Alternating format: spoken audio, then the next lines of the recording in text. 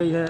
Actually आप विगत कुछ दिनों से देख रहे थे कि आर्थिक अपराध शाखा के द्वारा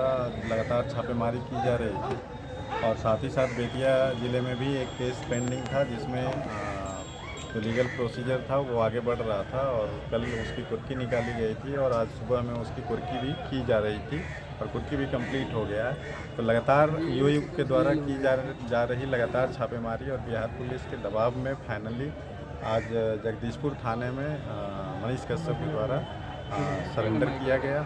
और हम लोग आगे की कार्रवाई कर रहे हैं।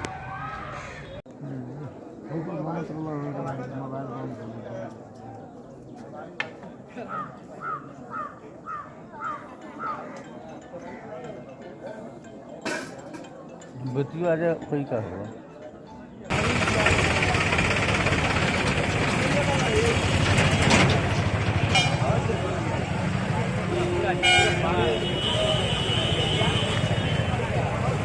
अभी लगले चलियो कोना